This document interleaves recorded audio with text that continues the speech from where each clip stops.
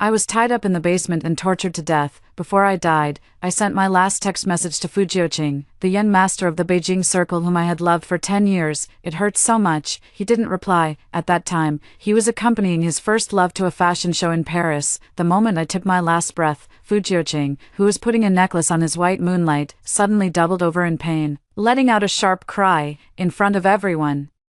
His fingers twisted and snapped one by one, dripping with blood. He convulsed in agony, screaming my name. In his mind, a cold, mechanical voice echoed, "Detected host Jiangji's death. The life-death contract has been activated. All damage is being transferred to the bound target, Fu Jiuqing, with tenfold pain sensation. First round of pain transfer, the pain of severed fingers, beginning, 1. The fashion show instantly descended into chaos, the darling under the spotlight.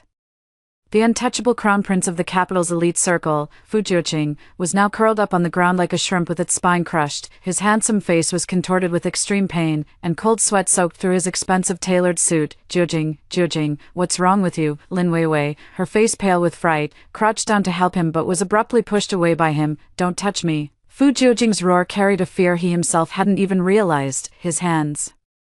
His 10 fingers hung unnaturally at eerie angles, with blood dripping from between them onto the polished floor, blooming into glaring crimson flowers. Medical staff and bodyguards swarmed in, while camera flashes went off like mad on the scene. I floated in midair, watching it all with indifference. My tragedy became the grandest fireworks display at his celebration. Jiuqing, don't scare me. Is it your old illness acting up again? Lin Weiwei's voice trembled with tears. Skillfully avoiding the mention of the injury on her hand and only referring to old ailments like heart disease, she threw herself onto Fu Jiuqing, crying as pitifully as a pear blossom bathed in rain. It's all my fault for insisting on bringing you to the show, otherwise, you wouldn't be so exhausted. I'm sorry. It's all my mistake, truly worthy of Lin Weiwei. She always manages to absolve herself of any blame while simultaneously taking credit, but Fu Jiuqing couldn't hear her words. His mind was seized by waves of electric shock-like agony, with only that cold, mechanical voice echoing in his ears. Life-death contract. Bound parties share life and bear injuries together. Host Jiangji endured the punishment of finger amputation before death, now transferring tenfold to the bound target. Fu Jiuqing, second round of pain transfer, blunt force trauma, about to begin. Fu Jiuqing screamed out in pain once again, feeling as if his ribs were being struck hard by an invisible sledgehammer, one after another. Click, the crisp sound of bone cracking was clearly audible in his own ears. Jiuqing, hold on a little longer, the ambulance will be here soon. Lin Weiwei held him, crying even more intensely, but a trace of barely noticeable impatience and resentment flashed in her eyes. This useless man, causing trouble at such a time. Looking at her hypocritical face, I suddenly felt like laughing. Just a few days ago, it was this same face looking down at me, tied to a chair. She said with a smile, Jiangji, do you know how pigs die? They die from stupidity. Did you think Jiuqing loved you? He only loves you because your face is 70% similar to mine. Now that I'm back, it's time to get rid of you, this counterfeit. Oh, by the way, I forgot to tell you, the people who tied you up were hired by me. Guess who Fu Jiuqing will believe when he finds out, you or me, now. Fu Jiuqing's suffering is my only comfort. Fu Jiuqing, this is only the beginning. Every torment I endured before my death, you will taste one by one, repaid tenfold. Don't you love Lin Weiwei? I want to see how a useless person is going to protect his beloved. Just before being carried into the ambulance, as the excruciating pain subsided slightly, Fu Jiuqing desperately grabbed his assistant's hand and roared with all his might, Find out where Jiangji is, now, immediately, too. Fu Jiuqing was rushed back to the country overnight and admitted to the most advanced private hospital. His injury report shocked the entire panel of experts: 10 fingers with comminuted fractures, 3 broken ribs, multiple soft tissue contusions all over the body. It's as if he was beaten by over a dozen people for an entire night. The doctor adjusted his glasses, looking at Fu Jiuqing's pale face on the hospital bed, full of confusion. But Mr. Fu has bodyguards with him 24/7. Who could have gotten close enough to do this? Fu Jiuqing remained silent, just staring at the ceiling. That intermittent, soul-deep agony left him with no strength to even speak. Jiuqing, how are you feeling? Lin Weiwei pushed the door open, her eyes red-rimmed, holding a thermal container. I made your favorite pigeon soup. Would you like to have some? She poured the soup into a bowl, stirred it with a spoon, and brought it to Fu Jiuqing's lips. Fu Jiuqing abruptly turned his head away. His gaze dark and fierce. Where is Jiang Ji? Has she been found? Lin Weiwei's movements froze, a hurt and aggrieved expression on her face. Jiujing, what time is it now? And you're still thinking about her? Didn't she send you a text saying she wanted to go out to clear her mind? That woman is so selfish. She only causes trouble for you. Tell me, where is she? Fu Jiujing's voice suddenly rose sharply. How should I know? Lin Weiwei slammed the bowl heavily onto the bedside table, tears streaming down her face. To find her, your assistant has practically turned the entire capital upside down, but she's vanished into thin air. Jiujing, can't you see clearly? She's not worth it. Just then, a man in a black trench coat rushed in and grabbed Fu Jiujing by the collar. He is my older brother, Jiang Che. Fu Jiujing, where is my sister? Jiang Che's eyes were bloodshot, his entire body radiating a terrifying ferocity. He slammed an evidence bag hard into Fu Jiujing's face.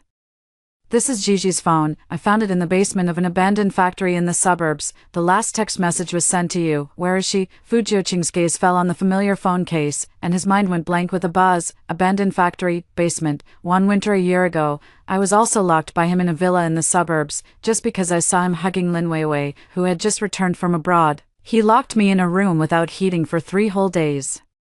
I was running a high fever, curled up on the cold floor, calling him over and over again, but he didn't answer a single one. Later, I found out that during those 3 days, he was accompanying Lin Weiwei skiing in Switzerland. I survived, but he didn't even offer a single explanation. Just coldly threw out the words, Jiang Ji, don't take advantage of my affection for you and fail to learn how to behave. A similar scene, but a different outcome. This time, I didn't make it. Fu Jiujing trembled all over. He wanted to reach for that phone, but his broken fingers simply wouldn't obey him. Brother, please don't be like this. Lin Weiwei stepped forward to intervene, looking pitiful. Jiujing himself is seriously injured. Can't you talk things out properly? Jiang Che shoved her away, his eyes filled with contempt. Get lost, you have no right to speak here. He stared fixedly at Fu Jiuqing, asking word by word, I'll ask you one last time, where is my sister, Jiang Ji? 3. Faced with Jiang Che's pressing question, Fu Jiuqing opened his mouth but couldn't utter a single word. What could he say? Say he didn't know. Are you saying that while Jiang Ji might be in danger, he was in Paris with another woman? Jiang Che looked at his expression, the disappointment and anger in his eyes almost blazing. Before he came, he had already prepared for the worst. In the basement of that abandoned factory, the faint smell of blood still lingered in the air, and there were signs of struggle on the ground. His heart sank to the bottom the moment he saw the scene. He just couldn't believe it, didn't dare to believe it. That girl who used to follow him around since childhood, softly calling him brother, that girl who foolishly learned to cook, learned flower arranging, and made herself capable of everything just to chase after Fu Jiuqing. Would she disappear so silently? He needed an answer, or rather, he needed a negative answer from Fu Jiuqing to overturn his terrifying speculation. Fu Jiuqing, say something. Jiang Che's reason was on the verge of collapse. Brother, calm down. Lin Weiwei once again stood in front of Fu Jiuqing, lifting her face, her eyes brimming with tears as she looked at Jiang Che. I know you're worried about Gigi, we're all worried about her, but Gigi, this isn't the first time she's been like this. Jiang Che frowned. What do you mean? Lin Weiwei bit her lip, looking as if she wanted to speak but hesitated, utterly conflicted. I didn't want to say this at first, afraid it might affect your relationship with Jiujing, she sobbed, her voice soft but clear enough for everyone in the hospital room to hear. Gigi. She seems to have gotten involved with some shady people outside. A while ago, I saw her getting into a strange man's sports car. When I asked her about it, she said he was Jiujing's friend, but Jiujing doesn't even know that person. She turned to Fu Jiujing, as if seeking confirmation. Isn't that right, Jiujing? Fu Jiujing's mind was in complete chaos. He recalled that Jiang Ji had indeed been acting somewhat strange lately. Several times when he returned home late at night, he found her not there. He asked her where she had gone, and she only said she went out for a walk. The immense pain and sudden accusation made him instinctively choose the explanation that would best exonerate himself. He vehemently denied it. I don't know. I know nothing about her affairs. As soon as the lie left his mouth, he himself was stunned. A glimmer of triumphant smile flashed in Lin Weiwei's eyes, only to be quickly replaced by profound sorrow. She tugged on Jiang Che's sleeve, crying as she said, Brother, don't blame Jiujing. He's already overwhelmed with company matters, and Gigi doesn't understand him. This time she ran away from home. Maybe she left with that man. Her phone being left at the factory might just be a coincidence. Let's wait a bit longer. Perhaps she'll come back on her own in a few days. She's promiscuous, lacks self-respect, and ran off with another man. Jiang Che sounded as if he had heard the most ridiculous joke He released Fu Jiujing's collar, took a step back, and the warmth in his eyes gradually faded away. He looked at Fu Jiujing, then at Lin Weiwei, and suddenly laughed. Fine, what a fickle and faithless woman. Fu Jiujing, you'd better pray that my sister really just ran away from home. If she suffers even the slightest harm, I don't care if you're the so-called crown prince of Beijing's elite circles. I will make sure you and this woman by your side pay in blood. After saying this, Jiang Che turned and walked away, his retreating figure resolute. The ward returned to a deathly silence. Fu Jiujing stared at his own hands, the words of Jiang Che and Lin Weiwei's tearful accusations echoing repeatedly in his mind. The phrase fickle and lascivious was like a blunt knife, repeatedly cutting into his heart. He would rather believe that Jiang Ji had betrayed him than entertain the more terrifying possibility. Because once that possibility becomes reality, he will be beyond redemption, for, after Jiang Che left, the police officially opened a case. 3 days later, a phone call came through to Jiang Che's mobile. Mr. Jiang, we've discovered a female body in the mud downstream of the moat. Due to prolonged immersion, the face is unrecognizable, but we found some items on her. When Jiang Che arrived at the forensic center, he felt as if his legs weighed 1,000 pounds. In the morgue, a corner of the white sheet was lifted. The body was severely decomposed, emitting a nauseating odor, making it impossible to recognize its original appearance. We cannot perform a DNA comparison because we cannot find a matching blood sample from a direct relative, the forensic examiner said calmly, but on the inner side of the deceased's left wrist, we found a tattoo. My soul drifted beside Jiang Che, watching him approach bit by bit. I knew that was the tattoo I secretly got on my 18th birthday. It was a small letter F. The Fu in Fu Jiujing. At the time, I thought it was a badge of love, but now I see it as nothing more than a pillar of shame carved into my bones. The tattoo is a bit faded, but you can still make out the outline, the forensic examiner said, handing over a photo. In the photo was a nearly bleached out letter F. Jiang Che's body swayed slightly. The secret is known only to him, because once when I was drunk, I pointed it out to him in tears and said, "Brother, look, I carved him here. Is it impossible to wash it off in this lifetime?" He scolded me for being foolish at the time and said he would take me to have it removed. I hugged my arms and refused, saying this was my secret alone. Now, this secret has become the only evidence to identify my body. Mr. Jiang, the forensic examiner looked at his pale face and asked softly, "Do you recognize this mark?" Jiang Che's lips trembled. Unable to utter a single word, he reached out his hand, wanting to touch the photo, but his fingers stopped midair, shaking uncontrollably. Meanwhile, in the hospital, Fu Jiujing was undergoing a new round of examinations. Third round of pain transfer. The pain of drowning and suffocation begins. Without any warning, an overwhelming sense of suffocation seized him. He suddenly sprang up from the hospital bed, his hands tightly gripping his own neck, making a gurgling sound in his throat. His lungs felt as if they were filled with cement. With every breath, he couldn't draw in any air, only feeling the icy river water pouring into his mouth and nose, carrying the stench of mud. "Quick, the patient is oxygen deprived. Get the ventilator." The doctors and nurses were in chaos. Lin Weiwei screamed and rushed over. Jiujing, what's wrong with you?" Fu Jiujing's vision began to darken, and his consciousness gradually faded. At the moment I was sunk to the bottom of the river, the last thing I saw was the murky water and my own blurry reflection in it. Now, Fu Jiujing saw it too. He saw my face, saw the endless despair and lifelessness in my eyes. "Jiang Ji." With his last ounce of strength, he uttered 2 words, then completely lost consciousness. On the heart monitor, the line representing his heartbeat turned into a perfectly straight line.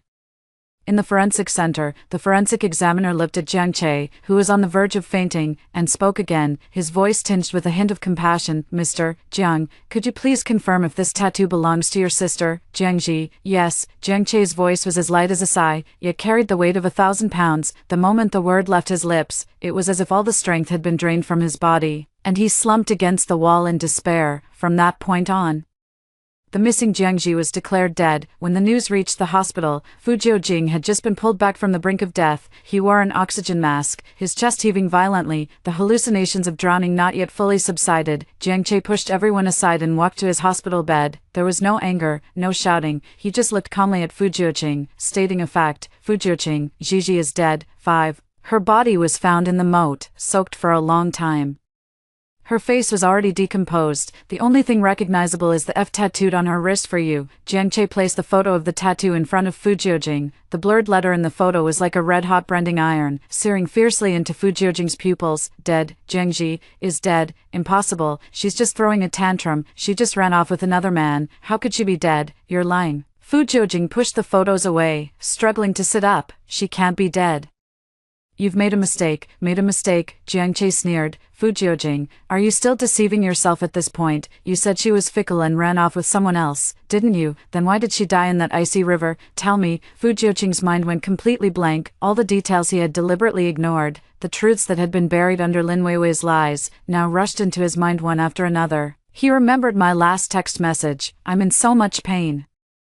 He recalled the bloodstains Jiang Che discovered in the factory basement. He thought of the inexplicable injuries on his own body, identical to what I had suffered before my death. Regret was like an airtight net, tightly entangling him, making it impossible to breathe. No, that's not it, he murmured, his gaze unfocused. Vivi said she just, Jiujing. Lin Weiwei rushed in at the right moment, interrupting him. She threw her arms around Fu Jiujing and cried out to Jiang Che. Brother, how could you use such fake news to upset Jiujing? He just got out of critical care. Turning to Fu Jiujing, she cupped his face and urgently explained, Jiujing, don't believe him, it's not true, the police haven't released any official statement at all, he made it all up to deceive you. She pulled a printed document from her bag and handed it to Fu Jiujing. Look, this is what I had someone investigate. That woman with the tattoo code F is not Gigi at all. She was a dancer who worked at a nightclub, named Fiona. She was killed and dumped in the water because she offended someone. It has nothing to do with Gigi. I floated in the air, watching Lin Weiwei's confident face, feeling a chill run down my spine. She is so cruel, so vicious, even in death. She won't let me be claimed peacefully. She wants everyone to think I'm a woman with no sense of propriety. And she wants Fu Jiuqing to forever live with the belief that Jiang Ji betrayed him. I recall all the details from the past when I was deceived by her. She would always casually mention Fu Jiuqing's preferences in front of me, making me cater to them. She would always pretend to mediate when Fu Jiuqing misunderstood me, but in reality, she was adding fuel to the fire. This woman had set up the trap from the very beginning, waiting for me to fall into it. Fu Jiuqing seemed to have grabbed onto his last lifeline. He snatched the forged evidence and read it over and over again. Fiona, not Jiang Ji, he repeated it over and over, as if hypnotizing himself. Jiang Che watched the absurd scene before him, trembling with rage. He pointed at Lin Weiwei and said to Fu Jiuqing, open your damn eyes and see clearly. Would you rather believe the false testimony of this woman who's full of lies than face the truth? Yet Fu Jiuqing seemed to be under some kind of spell. Clutching the document tightly as he looked up at Jiang Che, in his eyes, a glimmer of hope and resentment had reignited. Get out, he spoke, his voice hoarse. Take your fake news and get out. 6. Get out. Jiang Che laughed in anger. Fu Jiuqing, I think you've been blinded by greed. He couldn't be bothered to waste any more words on these two people, turned around, and slammed the door as he left. He was going to get the most authoritative evidence and shove the truth right in Fu Jiuqing's face. In the hospital room, Lin Weiwei gently wiped the cold sweat from Fu Jiuqing's forehead. Her voice so soft it could wring out water. Jiuqing, don't be angry. What if you ruin your health? I told you, Gigi is such a clever person. How could anything happen to her? She must have gotten tired of playing with that wild man and will come back on her own in a few days. Fu Jiuqing didn't speak, just wearily closed his eyes. Although he had rationally accepted Lin Weiwei's evidence, the cold corpse and the lingering excruciating pain still felt like a poisonous thorn piercing his heart. A few days later, the detailed forensic report came out. Jiang Che took the report and barged directly into the Fu Corporation's board meeting. Fu Jiujing, get out here. Under the astonished gazes of all the board members, Jiang Che slammed the report onto the conference table. The deceased, Jiang Ji, time of death, 7 days ago, cause of death, drowning and asphyxiation. Prior to death, she endured 48 hours of abuse, including but not limited to, all 10 fingers being broken, ribs shattered by a blunt object, and over 30% of her body's skin burned by cigarette butts. With every word Jiang Che spoke, Fu Jiujing's face grew paler. The pain he had personally experienced was now being cruelly recounted through cold, detached words. So, it wasn't an illusion, that was the hell I truly endured. The forensic team also found a micro-memory card sealed in wax inside her stomach. Jiang Che's voice trembled. She endured all that suffering just to protect this. After technical recovery, the content on the memory card turned out to be a ledger recording all the criminal evidence of a money laundering group codenamed F, and this group is directly related to the Paris project that your Fu Corporation is currently competing for. F. Fu Jiujing's pupils suddenly contracted sharply. He remembered the tattoo on my wrist, and also recalled the dancer named Fiona that Lin Weiwei had fabricated. Everything connected. This was no coincidence. I didn't disappear without reason. I was caught up in a dangerous business crime.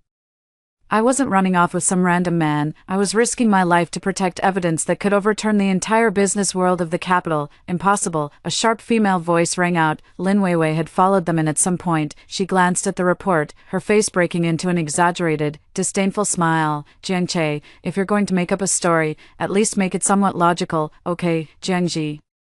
A woman who didn't even finish college and spends all her time obsessing over love and romance. What does she know about commercial crime, protecting evidence? She's lucky if she doesn't get tricked and sold off herself. She walked over to Fu Jiujing, linked her arm with his, and spoke in an extremely mocking tone. Jiujing, don't let him fool you. What kind of person is Jiang Ji? You know her better than anyone. Her greatest talent in life is clinging to you. Having her act as a corporate spy is a complete joke. In my opinion, that memory card was probably stolen from some other man, and she ended up killed because they couldn't agree on splitting the spoils. Every word she spoke was like a knife, precisely stabbing into Fu Jiujing's heart. Yes, in his past perception, I was just such a shallow, clingy woman, good for nothing but loving him. He never imagined that I would have my own thoughts, my own pursuits, and even a brave side that he knew nothing about. He looked at Lin Weiwei's face, slightly distorted with jealousy, then lowered his gaze to the cruel forensic report. In his mind, that cold, mechanical voice echoed once again. Fourth round pain transfer, the pain of burns, begin. Fu Jiujing let out a piercing scream. His skin felt as if countless red-hot branding irons were pressed against it. With searing pain radiating from every part of his body, he collapsed to the ground, writhing in agony. His expensive suit torn to shreds by his own hands, Lin Weiwei stepped back in fear, screaming, Jiujing, Jiujing, what's wrong with you? In the midst of the excruciating pain, Fu Jiujing stared at her intently, his eyes revealing suspicion and scrutiny for the first time. Why did he feel unbearable agony every time Jiang Ji's death was mentioned? Why was Lin Weiwei always able to produce evidence at the first moment, shifting all the blame onto Jiang Ji? Is all of this really just a coincidence? 7. The board of directors was thrown into complete chaos. Fu Jiuqing was rushed to the hospital, and this time, he refused Lin Weiwei's company. He lay on the hospital bed, his body wrapped in bandages, with large patches of redness and blisters appearing on his skin, exactly matching the burns described in the report. He finally began to face that absurd yet only possibility. His pain and mine are connected. He started frantically recalling the period before my death. I think I mentioned that I was helping a friend with an investigation. I think I mentioned that there's an issue with the Fu Corporation's Paris project. But how did he respond at the time? Jiang Ji, put away those unrealistic fantasies of yours. All you need to do is stay obediently by my side. What does a woman like you know about business matters? Don't cause me any trouble.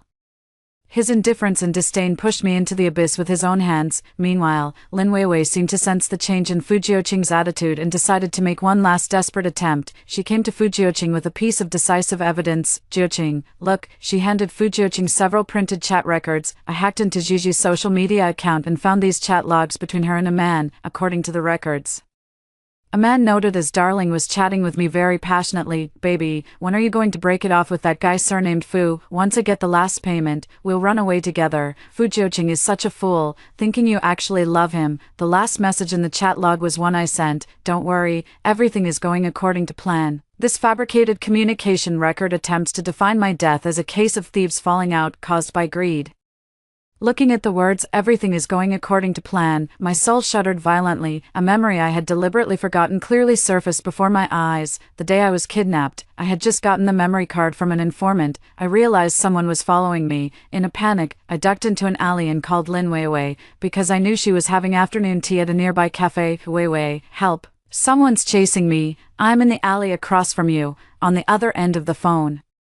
Lin Weiwei's voice was filled with surprise. Gigi, what are you doing there? Don't be afraid. I'll send someone over right away. I breathed a sigh of relief and hid behind the trash can. However, instead of bodyguards, what I ended up waiting for were a few menacing-looking men. They blocked the alley entrance and slowly closed in on me. Not far from the alley entrance, I clearly saw Lin Weiwei standing there, holding her phone, watching coldly as they dragged me away.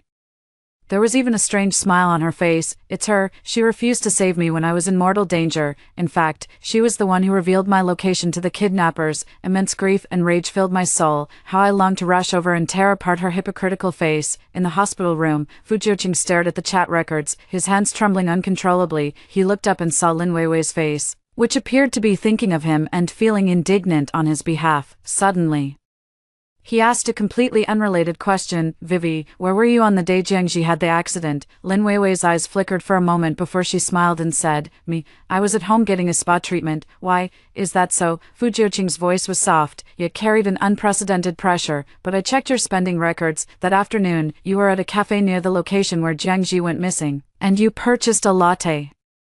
Lin Weiwei's face instantly turned deathly pale. 8. I was just passing by and thought I'd grab a cup of coffee, Lin Weiwei explained in a fluster, her eyes darting away. Jiujing, what do you mean by that? Do you suspect me? I don't suspect you. Fu Jiujing slowly sat up from the bed, every movement tugging at his wounds and sending a tearing pain throughout his body. I'm just wondering why you went to a neighborhood you never usually visit to buy a latte you never drink. His gaze was like a scalpel, dissecting Lin Weiwei's expression inch by inch. And then there's this chat record, it's well forged, but you overlooked one thing. Fu Jiujing picked up the forged evidence and pointed at the words dear on it. Jiangji is a clean freak, both mentally and in her daily life. She never uses such an intimate nickname for anyone, including me. In her phone, my contact name has always been Fu Jiujing. Lin Weiwei's face instantly drained of color. She never expected that, despite all her meticulous planning, she would be defeated by such a trivial detail. No, that's not it, Jiujing, let me explain. At that moment, the door to the hospital room was suddenly pushed open. Jiang Che walked in with 2 police officers, one of whom was escorting a man who had been beaten black and blue. He was the main culprit behind my kidnapping. Fu Jiuqing, Lin Weiwei, it's time to bring this farce to an end. Jiang Che's voice was icy cold, the captured low-level villain, upon seeing Lin Weiwei, immediately shouted excitedly, it's her, it's this woman. She was the one who told us Jiangji's location. She was also the one who told us to go steal the items. He then turned to Fu Jiuqing, his face wearing a look of vengeful satisfaction. Fu Jiuqing, you still don't know, do you? Your woman died to save you. That ledger contains not only evidence of our boss's crimes, but also proof of tax evasion and illegal financing by your Fu Corporation. Once it's exposed, both you and your father will end up in prison. It was Jiangji who found our boss and said she was willing to exchange herself for that ledger, as long as he deleted the evidence against your Fu family. Our boss had already agreed, but then this woman suddenly called, saying she was willing to pay double the price to buy Jiangji's life. Boom, Fu Jiujing's entire world completely collapsed. It turns out, I wasn't protecting any trade secrets, I was protecting him. I used my life to ensure his safety, yet, after my death, he repeatedly doubted me, insulted me, and allowed the real culprit to tarnish my grave. Fu Jiuqing let out a desperate roar, and a mouthful of blood sprayed from his lips, splattering onto the snow-white bedsheet. All the past mockery and misunderstandings had now turned into the sharpest blades, slicing his heart to a bloody pulp. He looked at Lin Weiwei, his eyes filled with a hatred so intense it could destroy the world. Why? Lin Weiwei, terrified by that gaze, collapsed to the ground, sobbing incoherently. No, it wasn't me, Jiujing, you have to believe me. I love you. I did all of this because I love you so much. I couldn't let her ruin you. If that ledger were exposed, everything you have would be over. Fu Jiujing looked at her and suddenly laughed, a smile uglier than crying. So, you just let her die? He struggled to get out of bed and walked step by step toward Lin Weiwei, the heart monitor behind him emitting a piercing alarm. With every step he took, a sharp pain from dislocated bones shot through his body, but he paid it no mind. He walked up to Lin Weiwei, looking down at her, and spoke each word deliberately. Lin Weiwei, you disgust me. 9. No, Jiujing, you can't treat me like this. Lin Weiwei clung to Fu Jiujing's leg, completely hysterical. What did I do wrong? I just wanted to be with you. It's Jiangji, she's the one who won't go away. She deserves to die. She should have died long ago. I waited for you for 10 years. How could she take everything from you the moment she appeared? I fought so hard to win you back from her. I can't lose you again. I'm jealous of her. I hate her. I just want her dead. All her disguises were torn to shreds before the truth, leaving only the ugliest, most selfish possessiveness. Fu Jiuqing looked down at the woman who seemed to have gone mad beneath his feet, the last trace of affection in his eyes completely vanishing, replaced only by endless hatred and finality. He kicked her away with such force that his own wound instantly tore open, blood soaking through his hospital gown. Don't touch me with your dirty hands. His voice was terrifyingly calm. Lin Weiwei, the law will punish you for your crimes. As for me, I will make sure you experience what it truly means to live a life worse than death in prison. Your family, your parents, everything you gained by relying on the Fu family, I will take it all back. Bit by bit. You say you love me, then I'll make you watch with your own eyes how your love for me leaves you with nothing. Lin Weiwei was completely desperate, looking at Fu Jiujing's face, which no longer held a trace of tenderness. She knew she was finished. The police stepped forward and placed cold handcuffs on her, just before being taken away. She suddenly seemed to remember something and shouted frantically at Fujiojing, "Evidence, real evidence." Jiang Ji hid it. She seemed to grasp at her last chance for redemption, speaking rapidly. "In the apartment you used to live in," she said. "It was her only home. It's inside the bedside lamp in the bedroom." She said it was her final hope for you. Fujiojing's body jolted violently. "Our old apartment. The place I had meticulously arranged for 10 years. Yet he discarded it like a worn-out shoe." Jiang Che gave Fujiojing a complicated look, then nodded to the police. The group immediately headed to the apartment. As the door opened, a musty, sealed-off smell rushed toward them. Everything in the room remained exactly as I had left it, with white cloths covering the furniture, yet it was still clean and tidy. Fujiojing staggered into the bedroom, a place he had once been most reluctant to set foot in. He looked at the familiar bedside lamp, the one I had searched for a long time to buy because of its warm light. With a trembling hand wrapped in gauze, he unscrewed the lampshade. In the interlayer of the lamp holder, a USB drive lay quietly. Attached to the USB drive was a small trinket, a little sunflower I had handcrafted from soft clay. "That is my favorite flower, thriving in the sunlight," I once said to him with a smile. "Fujiojing, you are my son." He just gave an impatient him at the time. Now this little sunflower struck his heart like a heavy hammer. Jiang Che took the USB drive and plugged it into the laptop he carried with him. Inside, besides the complete ledger, there was also an audio file named The Final Farewell. Jiang Che's finger hovered over the play button, hesitating to press it. Fujiojing, however, seemed to be bewitched, his voice hoarse as he said, "Play it." Jiang Che glanced at him and pressed the play button. My voice, filled with a smile yet incredibly weak, came through the computer. "Brother, when you hear this recording, I might already be gone. Don't be sad for me. This was my own choice. Protect yourself, find a good girl, get married, and have a lovely baby. Live a good life, for my sake too. And also, Fujiojing." In the recording, I paused for a long time, as if letting out a sigh. "If he ever gets to hear this message someday, help me tell him that I don't hate him anymore. I've loved him for 10 years, and it's been too exhausting. I'll just treat it as if I had a very, very long dream. The contents of the USB drive can ensure his safety. From now on, we owe each other nothing." The recording ended, and the room fell into dead silence. Fujiojing could no longer hold on, his knees buckling as he heavily knelt on the ground, letting out a suppressed, agonizing cry like that of a wounded beast. 10.